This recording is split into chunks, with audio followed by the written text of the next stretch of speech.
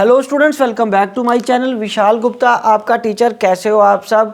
तो स्टूडेंट्स चलिए कंटिन्यू करते हैं क्लास 12 का जो सब्जेक्ट फिजिकल एजुकेशन का PYQ मैं आपको करा रहा हूँ उसके सेक्शन बी से। पिछली वीडियो में हमने सेक्शन ए के जो 18 क्वेश्चन हैं वो किए थे। अब बात करेंगे हम सेक्शन बी की, which consist of question number 19 to 24 carrying 2 marks and each and every are very short answer type questions हैं and shouldn't exceed 60 to 90 words.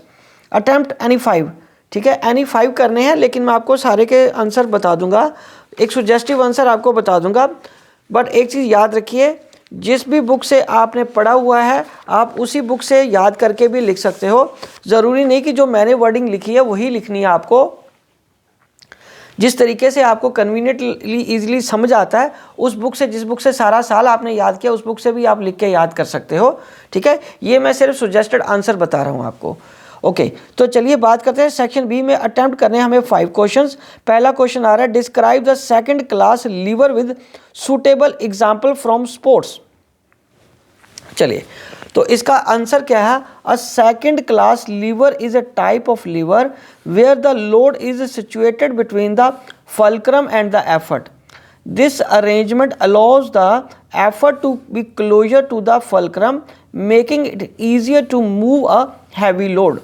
In sports, a common example of second class lever is when a person perform a standing calf raise।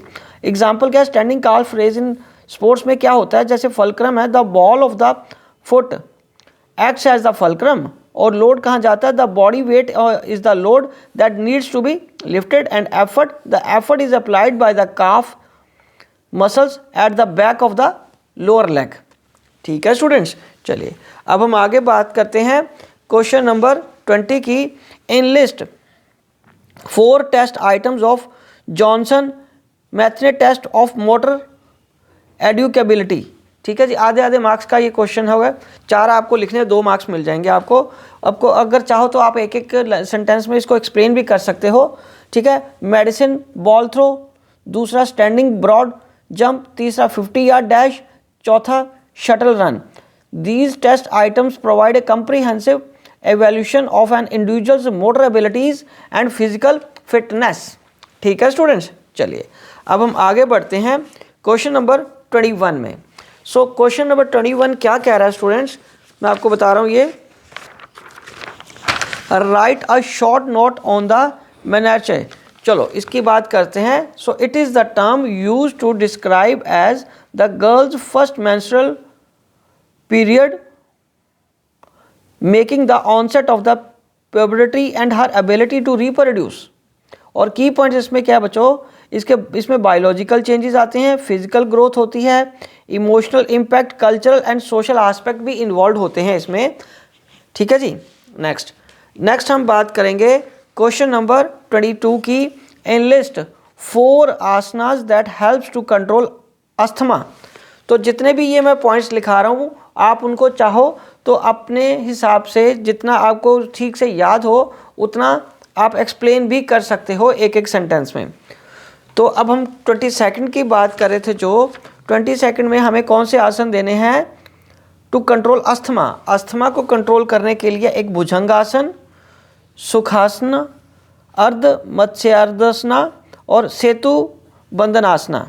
ठीक है बच्चों, ये आसन आपको करने हैं याद अस्थमा को कंट्रोल करने के लिए। अब हम आगे बात करेंगे, right any 2 advantages of physical activities for children with special needs. उनके 2 एडवांटेजेस क्या हैं उनके फिजिकल एक्टिविटीज़ करने के, CWSN बच्चों के लिए। तो बच्चों सबसे पहला एडवांटेज है इन्हेंस्ड और इम्प्रूव्ड उनकी फिजिकल हेल्थ इम्प्रूव्ड होती है। दूसरा boosted mental and emotionally wellbeing.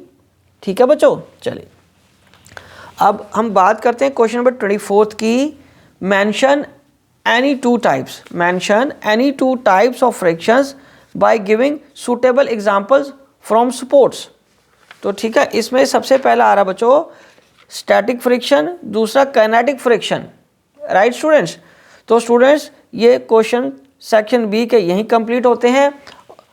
ठीक है जी, और आगे जो है सेक्शन सी उसमें क्वेश्चन आ रहे हैं 25 से लेकर 30 तक, मतलब 6 क्वेश्चन है और हमें कोई 5 करने होते हैं। ये मैं आपको नेक्स्ट वीडियो में कराऊंगा। तब तक आप इसको देख के अपनी अंडरस्टैंडिंग डेवलप करिए, देखिए आपको कितना याद है, अपने नोट्स अपडेट करिए, रिवीजन प्रॉपर तरीके से करिए। Wishing you good luck.